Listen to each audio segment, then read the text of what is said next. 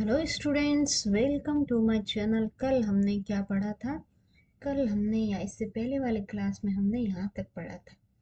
अब इनको डिटेल में पढ़ेंगे। तो डरना बिल्कुल नहीं है, ये बहुत ही सिंपल, बहुत इतना कुछ है ही नहीं इसमें। बहुत ही इजी से टॉपिक है, इजी इजी से प्लांट्स है, ठीक है। क्योंकि ये प्लांट का छोटा रूप है, तो प्लांट में जो इतना बड़ा वस्क्यूलर सिस्टम सब याद करना पड़ता है, इसमें तो इतना है भी नहीं बेचारे के पास। तो कुछ है नहीं इसमें इतना। लीवर वॉट्स, लीवर वॉट्स क्या होते हैं? ये क्या होते हैं कि ये कहाँ उगते हैं? ये सब भी वैसे तो ब्रायोफाइट सभी कहाँ उगते हैं? जहाँ पे ज़्यादा मॉइस्ट होती है इन्वायरमेंट, हिली एरिया होता है, वहाँ पे उगते हैं, है ना। तो इनको थोड़ा सा हम डिटेल में भी देख लेते हैं कि कहाँ कहाँ उगते हैं। तो इनकी हैबिटेट क्या होती है? मोस्टली मॉइस्ट और शेडी, मतलब छायादार होगा, और धूप नहीं होगी। ज़्यादा धूप होगी तो क्या है, मॉइस्ट रहेगा नहीं उस इन्वायरमेंट में, तो इस वजह से ये शेडी एरिया में उगते हैं।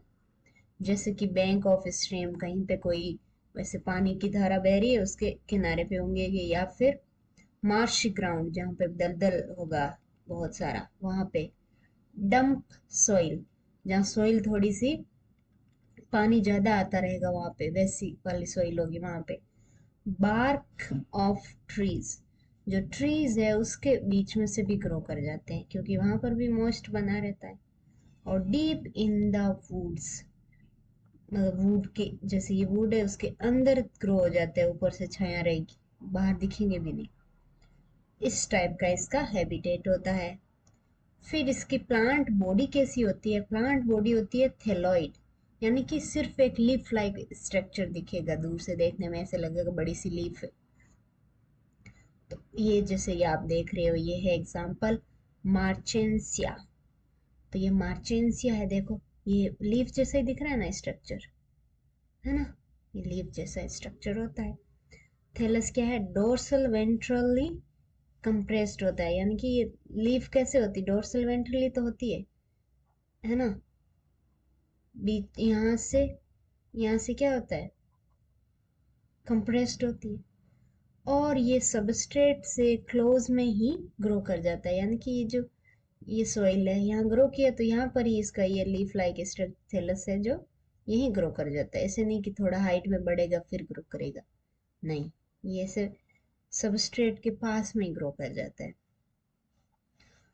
तो ये इसके मेंबर क्या है? टाइनी लीफ लाइक अपेंडेजेस होती है इसमें, और वो स्टेम लाइक स्ट्रक्चर के ऊपर दो रोज में ग्रो करती है, यानी कि एक इधर, फिर एक इधर एक इधर, ऐसे करेगी। एसेक्सुअल रिप्रोडक्शन इसमें होता है फ्रेगमेंटेशन ऑफ थैलस, या थैलस का यहाँ से टूट जा, फिर से ये ग्रो कर जाएगा। तो ये है इसका एसेक्सुअल मोड ऑफ रिप्रोडक्शन। और दूसरा है, इसमें एक स्पेशल टाइप का स्ट्रक्चर बनता है जिसको बोलते हैं गेमी। जैसे ये देख रहे हो आप, गेमी है ये। Gemmae are green multicellular asexual buds होती है ये एक तरह से ये बर्ड ही है ना, थैलस के ऊपर ग्रो करी हुई बर्ड है। और ये क्या है? गामा कप के अंदर है, यहाँ ये वाला है गेमी, और ये गेमी कप लाइक स्ट्रक्चर है इसलिए इसको कप बोल दिया। और कप के अंदर क्या है? गेमी है, इसलिए गेमी कप। यानी कि ये देखो, बाहर से ये स्ट्रक्चर है और इसके अंदर यहाँ पे ये ग्रो करेंगे। तो ये याद रखना है कि उसको गामा कप बोलते हैं, उसके अंदर गेमी ग्रो करते हैं, जो एक बर्ड लाइक स्ट्रक्चर है थैलस के ऊपर। और ये फिर अपने पेरेंट्स से डिटेच हो जाएंगे और फिर से जर्मिनेट कर जाएंगे, यानी कि ये है पूरा, ये डिटेच हो जाएगा अपने पेरेंट बॉडी से और न्यू इंडिविजुअल ग्रो करेगा। नेक्स्ट है सेक्सुअल रिप्रोडक्शन कैसे होता है? सेक्सुअल रिप्रोडक्शन में जैसे हमने ऑर्गन देखे थे, तो उन्हीं ऑर्गन, मेल और फीमेल सेक्स ऑर्गन होते हैं, और ये डिफरेंट टाइप के थैली को प्रोड्यूस करते हैं, यानी कि डिफरेंट टाइप के स्ट्रक्चर को प्रोड्यूस करते हैं, गेमेट प्रोड्यूस करेंगे, और फिर ये सेप्रोफाइट बना लेंगे, जैसे हमने पहले पढ़ा था इसका जो कॉमन फीचर थे उसमें। तो सेप्रोफाइट इसी के ऊपर ही ग्रो करेगा, सेप्रोफाइट ऊपर ग्रो करेगा। सेप्रोफाइट के बाद क्या होगा? बाद ये ग्रो करता जाएगा, ऐसे जाइगोट बनेगा, जाइगोट के बाद स्पोरोफाइट बन जाएगा। तो स्पोरोफाइट है वो, ये प्लांट बॉडी है उसको क्या बोलते हैं, गेमेटोफाइट, उसके ऊपर ही ग्रो करता है। और ये ग्रो करता है, बड़ा सा अच्छे से ग्रो कर जाएगा। फिर क्या होगा, फिर इसके अंदर ये कप लाइक स्ट्रक्चर है, इसके अंदर स्पोर होंगे बहुत सारे, वो क्या हो जाएंगे, मियोसिस प्रोसेस से बनेंगे। मियोसिस क्या होता है, यानी कि अभी तक तो जाइगोट ही था, यानी कि टू एन स्ट्रक्चर या टू एन सेल्स थे इसके अंदर। अब क्या बनेंगे, मियोसिस होके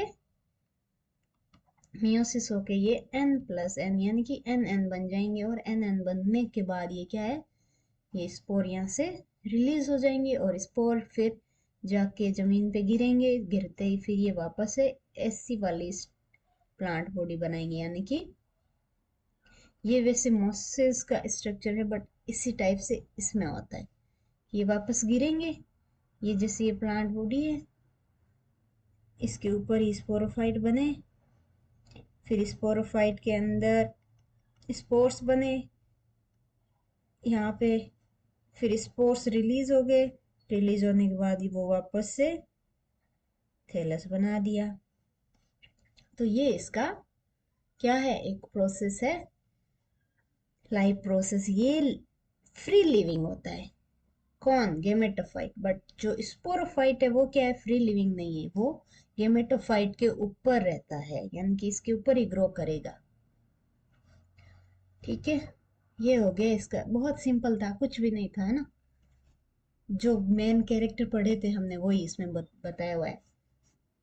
इसमें कौन कौन सी चीज याद रखने की है, ये गेमी वाली चीज याद रखने की है, फिर इसके एग्जाम्पल याद रखने के हैं, और इसका स्ट्रक्चर कैसा है वो याद रखना है कि थैलस स्ट्रक्चर है, है ना, थैलेकोइड स्ट्रक्चर है इसका, ये याद रखना है। तो मोस्टली ये 2-3 पॉइंट इसके याद रखने लायक है, बाकी तो हमने जो कॉमन कैरेक्टर थे उसमें पढ़े थे वही इसमें अंदर है, तो वो कॉमन कैरेक्टर से याद रखने हैं।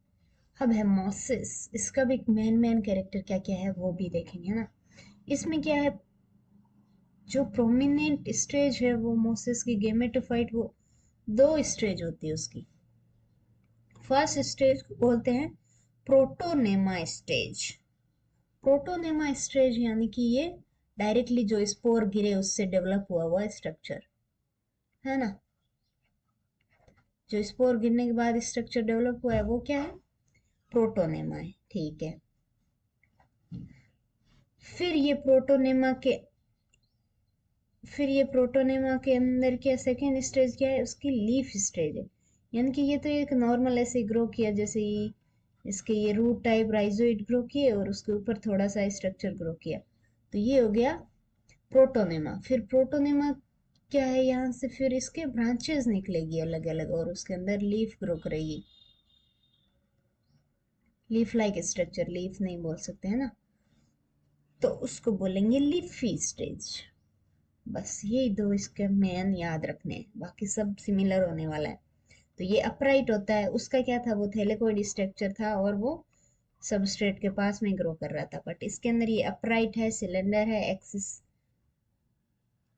सिलेंडर एक्सिस के ऊपर क्या है, लीफ बियर करेगी, यानी कि ये ऊपर है, इसे ग्रो किया है, इसके अंदर इस टाइप की ग्रो करेगी लीव्स। ठीक है, ये राइजोइड से अटैच होता है टू सॉइल से। फिर ये स्टेज क्या बियर करती है, सेक्स ऑर्गन बियर करती है ना। गेमेटोफाइट में क्या होते हैं, सेक्स ऑर्गन्स होते हैं। वेजिटेटिव रिप्रोडक्शन कैसे होता है, जो प्रोटोनेमा है, सेकेंडरी प्रोटोनेमा, यानी कि जब ये लीफी स्टेज आ जाता है उसको बोलते हैं सेकेंडरी प्रोटोनेमा। उसके अंदर क्या होगा, बडिंग या फिर फ्रेगमेंटेशन। बडिंग होगा, नया एक प्लांट बनेगा, तो ये हो गया वेजिटेटिव रिप्रोडक्शन। या फिर इसका जो कटा हुआ पार्ट है उससे ग्रो करेगा तो क्या बन जाएगा, ये फ्रेगमेंटेशन, वेजिटेटिव का प्रोसेस। सेक्सुअल रिप्रोडक्शन क्या होता है, जो सेक्स ऑर्गन है एंथ्रीडियम और आर्किगोनिया वो प्रेजेंट होते हैं, जैसे उसके अंदर थे लिवर वोट के अंदर, वो सेम टू सेम इसके अंदर है। फिर वो फर्टिलाइज करेंगे, जाइगोट बनेगा, उसके सॉरी उसके गेमेट फर्टिलाइज करेंगे, जाइगोट बनेगा, जाइगोट से स्पोरोफाइटिक स्टेज बनेगी। स्पोरोफाइट के अंदर फूड, सीट और कैप्सूल होते हैं जो कि कॉमन है सब में। फिर ये क्या है, स्पोरोफाइट मोसेस के अंदर मोर इलेबोरेट होता है, यानी कि ज्यादा ऐसे बड़ा होता है, यानी कि थोड़ा ग्रो करता है। बट जो लिवर वोट है उसके अंदर इधर इसके ऊपर ही होता है, ज्यादा ऐसे हाइट में ग्रो नहीं करता है। बस यही डिफरेंस है, बाकी सब सेम है। तो कैप्सूल किस में होते हैं, सॉरी कैप्सूल में क्या होता है, स्पोर्स होते हैं, फिर स्पोर्स है उसमें मियोसिस होगा, बस यही चीजें हैं। फर्नेरिया इसका एग्जाम्पल है, पॉलीट्राइकम एग्जाम्पल है, स्फेगनम एग्जाम्पल है, और भी बहुत सारे एग्जाम्पल है, बट ये एग्जाम्पल्स एनसीईआरटी से है तो ये बहुत ज़्यादा इंपॉर्टेंट है, ये तो याद होना ही चाहिए। तो फर्नेरिया देखो ये इस टाइप का दिखता है, तो आप पहचान पाओगे कभी देखोगे घूमते घूमते तो, है ना। ये हो गया फर्नेरिया। फिर ये है पॉलीट्राइकम, इस टाइप का दिखता है पॉलीट्राइकम। और ये है स्फग्नम जो हमने पहले भी देखा था, स्ट्रक्चर इसका, फोटो इसका। तो ये क्यूट सा है, ऐसे लग रहा है इसके ऊपर तेल लगाया हुआ हो। तो ये बहुत ज़्यादा, इसके अंदर वाटर कंटेंट बहुत ज़्यादा है, इसलिए ये इतना चमकता हुआ दिखता है। इसलिए आपको भी पानी पीते रहना चाहिए, आपकी भी स्किन ऐसे ग्लो करेगी। Okay, thank you so much, bye bye, take care. Next में हम पढ़ेंगे टेरिडोफाइटा। तब तक के लिए अपना ख्याल रखें। ओके बाय बाय, रिवीजन करते रहे।